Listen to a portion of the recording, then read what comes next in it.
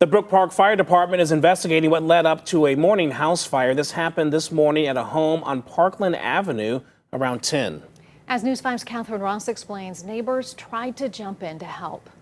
A gaping hole lets the frozen air inside this Parkland Avenue home Monday. Outside, Carl Bartz's fire extinguisher is still on the front lawn. I went back to my house to get a fire extinguisher, tried to extinguish the flames going up the stairs. I only got about halfway up the stairs and just engulfed with smoke and just, choking in your eyes. You can't see, so I had to retreat from the building. Shortly before 10 Monday morning, another neighbor noticed the smoke and called 911 while Carl tried to help. Fire crews arrived in minutes. Most of the fire was contained to that area that you can see right there with the big window.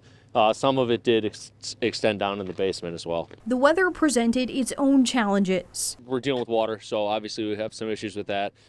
This fire hydrant right behind me here was frozen this morning, so that's one of the things you deal with. Crews did quickly contain the fire. One person was inside at the time. Investigators have not released details about his condition. Carl tells us the neighbor was an older man he often checked in on, and he last visited hours before the fire when the neighbor's medical alert device let Carl know he'd fallen and an ambulance was on the way. They had him up in a chair, and he said he was fine. There was no bruises or cuts or anything else like that.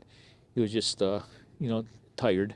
It's unclear what caused the morning fire. The flames and smoke left extensive damage. Neighbors like Carl say it's a devastating image for the neighborhood. It's a shame. He was a good neighbor, known him for over 20 plus years. So the regional fire investigation team, along with the state fire marshal's office, will be out here reconstructing the scene and trying to figure out what sparked that fire.